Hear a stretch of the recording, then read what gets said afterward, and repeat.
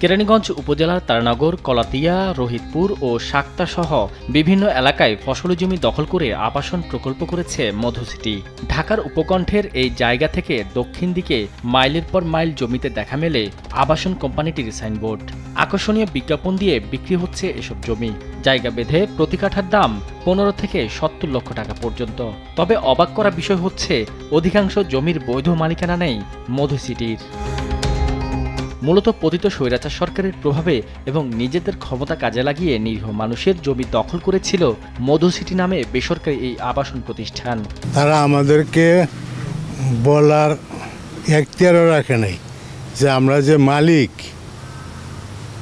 এই গুরুত্বটাও দেয় নাই, তারা বরাদ করে ফেলছে।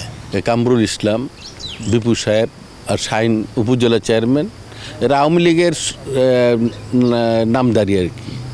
আর এলাকায় যারা সন্ত্রাসী, এদের একটা গ্রুপ আছে, এরা লাঠি সোটার আন্দা টান্দা একটা গ্রুপ মোটরসাইকেল নিয়ে চলে, যারা নিরহ লোক তাদের উপর আক্রমণ করে ভয়ভীতি দেখায়, এরকমও কাটাছেড়াও করছে, অনেকে মারছে, অনেকে এলাকা ছাড়া করছে, এরকম আছে। ফসলি জমি থেকে শুরু করে পারিবারিক জমি কোনোটাই বাদ যায়নি মধুসিটির দখল থেকে। দিনে দুপুরেই অন্যের জায়গায় বালু ভরাট করে নিয়ে নেন নিজ আয়ত্তে। আর জমির প্রকৃত মালিক প্রতিবাদ করতে গেলেই ঠুকে দেন মামলা। টর্চার করছি এরকম অপবাদ আমাদেরকে দিচ্ছে, হ্যাঁ, দিয়ে আবার কিছু দিচ্ছে আমাদের নামে। কিছু কিছু জমি ওরা আমাদের না জানেই ভরাট করে ফেলছে, তো সেটা বাধা দিতে যাওয়ার কারণে আমার বড় ভাইদের তারা হামলা করেছে, মিথ্যা মামলা দিয়ে তাদেরকে হেনস্থ করেছে।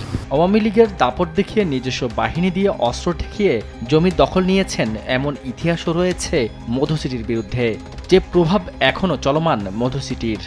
যখনই দেখি রাতের আধারে বালি দিয়ে ভরে ফেলেছে আমাদের এলাকা, আমাদের জমি যাওয়া, তখন আমরা প্রতিবাদ করি। প্রতিবাদ করার পরে আমাদের উপর তাদের পেটুয়া বাহিনী এবং মোটরসাইকেল বাহিনী আমাদের উপরে ঝাঁপায় পড়ে এবং এতে আমরা দূরে সরে যাই, জানে আমাদের করার কিছু নাই। পরিবেশ অধিদপ্তর থেকে শুরু করে জেলা প্রশাসন কোনোটারই অনুমোদন নেই এই অবৈধ হাউজিং কোম্পানিটির।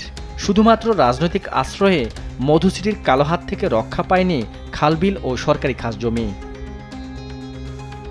2019 সালে বুড়িগঙ্গার নদী দখল করে গড়ে ওঠা মধুসিটির কালো হাত থেকে 100 একর জমি উদ্ধার করেছিল বিআইডব্লিউটিএ, যেখানে নদী দখল করে প্লট বানিয়ে বিক্রিও করেছিল এই হাউজিং।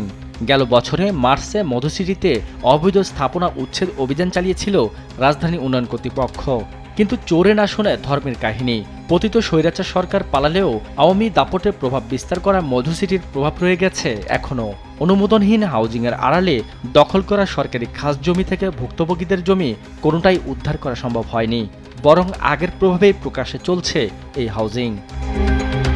সাদাত নিশাদ, দেশ টিভি, ঢাকা।